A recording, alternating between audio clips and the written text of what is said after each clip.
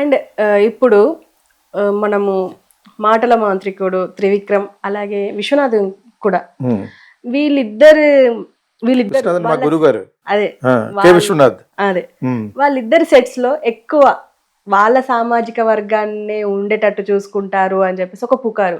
అది పుకారా ఆరోపణ? పుకారా నిజమే అది. మీరు ఇంకా మొహాట పడుతున్నారు. నేను వచ్చిందే ఆయన త్రివిక్రమ్ శ్రీనివాస్ నిన్నగాక మొన్న వచ్చాడు. నిన్నగాక మొన్న వచ్చాడు. తప్పే ఉంది. ఎవరి కమ్యూనిటీ వాళ్ళు చూసుకుంటున్నారు. ఇప్పుడు అదేంత పెద్ద క్రైమా? కమోళ్ళు యూనిట్లో వాళ్ళే ఉంటారు. రామోజీరావు దగ్గర గేట్ కాడి నుంచి పైన వరకు కమోళ్ళే ఉంటారు అక్కడ. వేరే వాడు ఉన్నాడంటే వాడు బెంగాలీ కానీ మలయాళీ కానీ ఒకటి హోటల్లో కాపు రెడ్డి గడిది గుడ్డు ఎవరు ఉంటారు అక్కడ. ఓన్లీ కమాస్ ఉంటారు అక్కడ. అతనేంటి కమ్మ కంపెనీలో అందరూ అంతే. ఇప్పుడున్న ప్రొడక్షన్ కంపెనీలు why are you blaming only Brahmins? తప్పులేదు. డౌన్ ట్రాడర్లో ఉన్నారు. వాళ్ళకి విద్య ఉంది. వాళ్ళందరూ వాళ్ళు పెట్టుకుంటారు. తప్పేమీ లేదు. నేను ఒకసారి నాకు ఫీలింగ్ ఉందని ఎక్కడైనా అని ఉంటా గురువుగారిని ఉందిగా అన్నాను. నేను నాన్ బ్రాహ్మణ్నే, నన్ను పెట్టుకోలేదా? మీకు అర్థమైందా? నువ్వు బ్యాక్గ్రౌండ్లో కనిపించావు అని పెట్టుకున్నాడని ఎవడో అన్నాడు. దానికి కూడా సరదాగా కామెడీకి చెప్పాను. అంచేత బ్రహ్మత్వం తెలిసిన ప్రతి ఒక్కడు బ్రాహ్మణుడు, అది వేరే విషయం. త్రివిక్రమ్ శ్రీనివాస్ అతని కంపెనీలో సితారా కంపెనీలో మీరు చెప్తున్నారా? వాళ్ళే పెట్టుకున్నాడు. తప్పేంటి? తను కన్వీనియంట్గా బాగా భాష రాసి వాళ్ళని తన వాళ్ళే పెట్టుకున్నాడు. ఇంకెవరు ఎంకరేజ్ చెప్పితే ఎవరు చేస్తారు అతన్ని వాళ్ళని? ఇటు కమ్మాసు చేయక కాపులు చేయక వాళ్ళని ఒకళ్ళు పందుల్లాగా చూసి ఇంకెవరు చేస్తారు? వాళ్ళు చేస్తారు. ప్లస్ ఏమో వాళ్ళు అంత తీసి పారేసిన ఇది కాదు కదా. దే హ్యావ్ ఎడ్యుకేషన్, కష్టపడి చదువుకుంటారు. అంచేత ఇదిలో అసలు తప్పే లేదు. ఒకరే ఉంది, నిజమేది. వేరే వాళ్ళని వాళ్ళ కాంపౌండ్ దగ్గరికి రానివ్వరు అని అంటున్నారు. అలాగా మన ఎవరో శేఖర్ కమల్ దాని గురించి అతను బతికేదే తెలంగాణలో, తెలంగాణ వాళ్ళు రానివ్వడు అంటే తప్పదు అన్నాను. లేదు మీకు తెలియదు సార్, ఇక్కడ ఆంధ్ర వాళ్ళే పెట్టుకున్నారు అన్నాడు ఎవడు. ఎప్పుడైనా కలిస్తే అడుగుతాను లేదు అన్నా అనమాట. తప్పది. అందరూ తెలుగు వాళ్ళు అందరూ ఒకటే అని నేను ఫీల్ అవుతాను. మరి నాకు ఈ మధ్యన ఆంధ్ర వాళ్ళే ఎక్కువ చూస్తారు తెలంగాణ భాష సినిమాలు. మీకు ఆ విషయం తెలుసా? అంటే ప్రజలు కరెక్ట్. అంటే ఇది మాకు చాలా కొత్తగా ఉంటుంది అనమాట. అవి వినటం. ఆ శ్రీ ఎవరో అమ్మాయి పేరు సాయి పల్లవితో మాట్లాడించాడు కదా, అవన్నీ చాలా చాలా చాలా చాలా లైక్ చేసింది వాళ్ళు. ఎవరో మీకంటే ఆంధ్ర వాళ్ళు ఎక్కువ లైక్ చేశారు కదా. ఆ తత్వం ఉండాలి తప్పితే ఇక్కడ మట్టుకు బ్రాహ్మిన్స్ నాన్ బ్రాహ్మిన్స్లో వాళ్ళు నాన్ బ్రాహ్మిన్స్ దగ్గర పెద్ద వాళ్ళకి ఇది లేదనుకోండి, ఇప్పుడు వాళ్ళ కాంపౌండ్ రానివ్వరు. తప్పేంటి? కరెక్ట్. వాళ్ళు చేసే తప్పేం కాదు యాక్చువల్గాను. కాకపోతే త్రివిక్రమ్ శ్రీనివాస్ మళ్ళీ బేస్ ఎవరు? పవన్ కళ్యాణే. అతను కూడా బ్రాహ్మణిజాన్ని ఎందుకు రైట్ చేస్తాడంటే మంచి మంచి పుస్తకాలు అతను సజెస్ట్ చేస్తూ ఉంటాడు. తప్పేమీ లేదు. విద్య ఉంటే అక్కడికి వెళ్ళారు. ఇవి పెద్ద ఇదేం పెద్ద. విశ్వనాథ్ గారు, నేను చిన్న ఎగ్జాంపుల్ చెప్తాను. శంకరాభరణం 40 సంవత్సరాలు అయిందనమాట, ఒక 3 years బ్యాక్. నేను ఆ సినిమాకి పనిచేయలేదు. నేను సాగర సంగమం నుంచి పనిచేశాను. ఊరికి చెప్తున్నాను ఫీలింగ్, నాకు అది సడన్గా గుర్తొచ్చింది. ప్రసాద్ ల్యాబ్లో దాన్ని ఆ ఫిల్మ్ని మళ్ళీ కరెక్ట్ చేసి ఏడిది నాగేశ్వరరావు అంటే శంకరాభరణం ప్రొడ్యూసరు. అప్పుడు వాళ్ళందరూ బతుకున్నారు. ఇంకాను మళ్ళీ చూపించింది 40 సంవత్సరాలు అయిన సందర్భంగా విశ్వనాథ్ గారి దగ్గర యాక్ట్ చేసిన వాళ్ళు అసిస్టెంట్ డైరెక్టర్ వాళ్ళందరూ పిలుస్తూ కొంతమంది బ్రాహ్మిన్స్ అందరూ పిలుస్తారు కదా. ఆయన కూడా చెప్తాడు కదా బ్రాహ్మణ్ని పిల్లమని. సో వాళ్ళకి పుట్టలేదు ఈ సినిమా తీసినప్పుడు. ప్రసాద్కి వెళ్ళాం. నాకు నాగేశ్వరరావు గారు, ఏడిది నాగేశ్వరరావు ప్రొడ్యూసర్ కొడుకు ఫోన్ చేశాడు.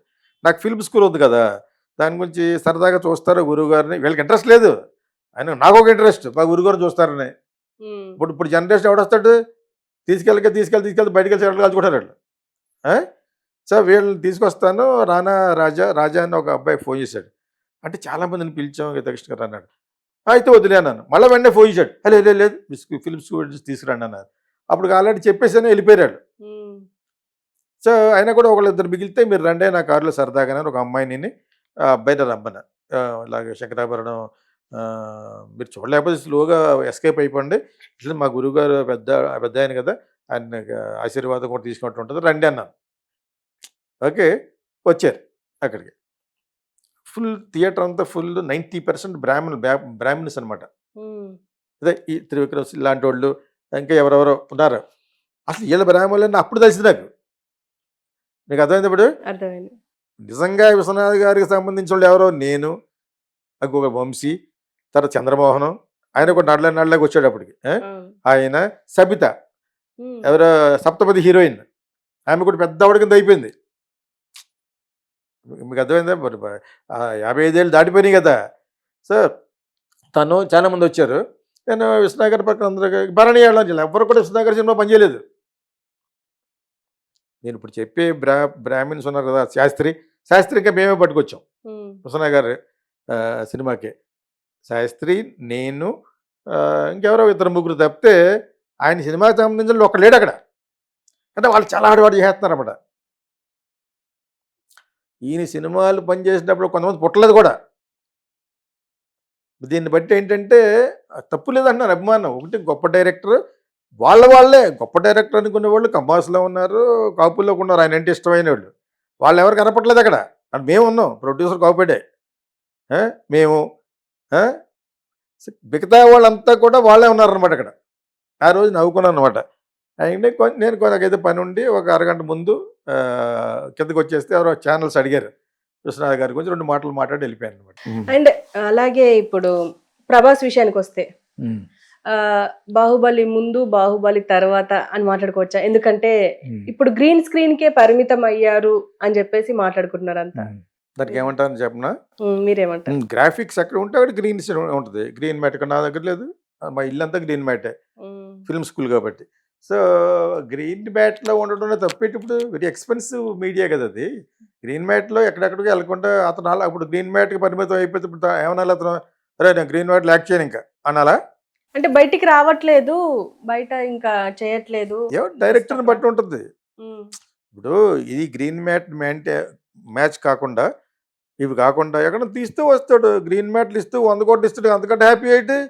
దట్ ఈస్ డైరెక్టర్స్ మీడియా, అది టెక్నీషియన్స్ మీడియా. అది ఈ గ్రాఫిక్స్ వాళ్ళ కంపెనీకి చెప్పి సూపర్వైజర్ చెప్పి ఎన్ని ప్లాన్ చేస్తారు. ఇప్పుడు 3 వంతుల సినిమా గ్రీన్ మ్యాట్లు తీయచ్చు, అది కూడా తక్కువేం కదే. రామోజీ ఫిల్మ్ సిటీలో పెద్ద పెద్ద మెగా ఫ్లోర్స్ ఉన్నాయి కదా, అందులో గ్రీన్ మ్యాట్ వేసి షూట్ చేయడం ఇస్ నాట్ దట్ ఈజీ. చాలా పెద్ద పెద్ద బయట కూడా వేస్తారు వాళ్ళు. రామోజీ ఫిల్మ్ సిటీకి వెళ్లే ముందు కింద ఒక 10 ఎకరాలు ఉంటుంది కదా, అక్కడే వేస్తారు బాహుబలి సెట్ కోట అదని. దాని వెనకాల మళ్ళీ పెద్ద గ్రీన్స్ ఉంటుంది, అంటే వేరే చోట పెడతారు, అది ఇలా మినియేచర్ చేస్తారు. ఇవన్నీ వీళ్ళు అనుకున్న సోషల్ మీడియాలో సగం బుల్షిట్ ఫెలోస్, వాళ్ళకి సగం తెలుసు, ఆఫ్ నాలెడ్జ్ ఫెలోస్. వీళ్ళు నేను బయట తీస్తాను సినిమా అంతాను అంటే వస్తాడు 150 కోట్లు అడుగుతాడు, అంతే వస్తారు అంటాడు. ఇప్పుడు ఒక సినిమా చేస్తూ 4 సినిమాలు డేట్లు చేసుకుంటే ఒక సినిమా రెమ్యూనరేషన్ చేసుకునే రోజులు పోనీ. ఇప్పుడు రాజమౌళి తీస్తున్నాడు అబ్బాయితోటి, కృష్ణ గారు అబ్బాయితోటి, మహేష్ బాబు తోటి. అతనికి నాకు 2-3 సినిమా 2-3 సంవత్సరాలు అయిపోద్ది, ఈలోగా నా లోపల ఉన్న ఇంటికి కూడా మొత్తం ఊడిపోతాయి అని అతను తెలుసు కదా. ఒక రెమ్యూనరేషన్ కిందకి ఎక్కేస్తాడు అతను. ప్లస్ మీకు ఆస్కార్ అనే పేరు ఒకటి వచ్చింది, బిజినెస్ బాగా అవుద్ది, నాకు 100 కోట్లు ఇమ్మంటాడు. హ్యాపీగా ఇంటికాడి నుంచి గ్రీన్ మ్యాట్, ఇంటి నుంచి గ్రీన్ మ్యాట్, అవి వెళ్తే సరదాగా ఫ్యామిలీతో గడుపుకోవడం బెస్ట్. రాజమౌళి సినిమాలో యాక్ట్ చేసినంత ఈజీ కూడా ఏమి ఉండదు. గ్రీన్ మ్యాట్లు తీయకపోతే ఎక్కడ తీస్తాడు? గ్రీన్ మ్యాట్ మ్యాచ్ చేస్తుంది. ఇప్పుడు గ్రాఫిక్స్ పెరిగిపోయినప్పుడు 300 అనే సినిమా వచ్చింది, 301, 302 కూడా వచ్చింది. ఎంటైర్ ఫిల్మ్ ఒక 5% తప్పితే ఎంటైర్ సినిమా అంతా గ్రీన్ మ్యాటే. పెద్ద పెద్ద ఏనుగులే సృష్టించారు యానిమేషన్లో. హీరోలకు కూడా కండ్లలాగా అవన్నీ సృష్టించారు. ఇప్పుడు అందులోనే ఆర్టిఫిషియల్ ఇంటెలిజెన్స్ చూడలేకపోతున్నాం అమ్మాయిలని. అది కానీ యాప్ పెడితే ఇలా ఉండవు. ఇప్పుడు ఫేస్బుక్ నిండా అమ్మాయిలే బ్యూటిఫుల్గా ఉంటారు, వాళ్ళు దరిద్రంగా ఉంటారు బయట. నేను మన పోస్ట్ పెట్టాను, దీనికి అలవాటు పడకండి, ఎవడో మిమ్మల్ని ప్రేమిస్తాడు డైరెక్ట్గా నేను చూస్తాడు, నువ్వు ఆ అమ్మాయిలా కనపడిపోతే యాసిడ్ పోతాడు. Is going to be artificial intelligence is going to become dangerous. ఇప్పుడు ప్రస్తుతానికి అందరూ వాడేసి పెట్టేస్తున్నారు. అదేంటి సునకానందం? నువ్వు దరిద్రంగా ఉంటావు, నువ్వు ఏదో ఒక సరదాగా 1 or 2 పిక్చర్స్ పెట్టచ్చు, ప్రతిరోజు అలా పెడుతుంది ఒక అమ్మాయి. ఆ అమ్మాయి హట్ అయి ఉంటుంది మొన్న. అయినా కూడా I have to tell the fact, నేను మీకంటే పెద్దోడిని, ఎక్స్పీరియన్స్డ్ పర్సన్ని, మీరు అలా పెట్టేస్తారు. మీరు what is that you going to gain? లైక్సా? ఎవడో వాడు వస్తాడు నిజంగా ఈ అమ్మాయి ఎక్కడ ఉందో తెలుసుకుని, ఇదా అనేదా అన్నాడు ఒక ఉన్మాది, ఏం చేయగలడు? There are so many bad things might happen. So enjoy to some extent. Too మచ్గా వెళ్ళిపోయి ఆ యాప్ని వాడేస్తున్నారు. దేవుడికి వాడుతున్నారు పర్లేదు, అందమైన అమ్మాయిలకి వాడుతున్నారు, అదే బొమ్మలకి వాడుతున్నారు. ఇప్పుడు సీతాదేవి, లక్ష్మీదేవి, చాలా సరస్వతి, వాటి వరకు పర్లేదు. మీ అంతటి మీకే వాడేసుకుంటే it is going to you will hate yourself. నువ్వే అసహించుకుంటావు. నువ్వు అద్దంలో చూసుకుంటే రియాలిటీ ఉంటుంది, పరమ దరిద్రంగా ఉంటావు. దాన్ని ఆర్టిఫిషియల్ పెట్టేసి ఏ ఆర్టిఫిషియల్ ఇంటెలిజెన్స్ బాగా చేసుకుంటావు. How long you going to be like that? నేను ఈ వీడియో ద్వారా చెప్పాలని చెప్తాను యాక్చువల్గాను. థ్యాంక్ యూ, ఆ థ్యాంక్ యూ తర్వాత ఈ గ్రీన్ మ్యాట్ అనేది depending on the graphics involvement. హ్యాపీగా ఇంటికాడ కూర్చుని కార్లో వచ్చి రామోజీ ఫిల్మ్ సిటీలో రమ్మనికి, అంతకంటే ఏంటి, రజనీకాంత్ వాళ్ళందరూ కూడా రామోజీ ఫిల్మ్ సిటీలో తీస్తే సినిమా అంతా వాళ్ళంత హ్యాపీగా ఎవరు ఫీల్ అవ్వరు. సెక్యూరిటీ హ్యాపీగా ఎక్కడ పడితే రూమ్కి వెళ్ళచ్చు, కార్ వస్తుంది, యాక్ట్ చేస్తాడు, వెళ్ళిపోతాడు. యాక్చువల్గా ఒక విధంగా మంచిది. అది వీళ్ళకే సోషల్ మీడియా ఏళ్ళదైపోయింది, ఇంటికే పరిమితం కదా, గ్రీన్ మ్యాట్ పరిమితం అయ్యి వాళ్ళకి ఏం తెలుసు వాళ్ళకి, దే నో నథింగ్.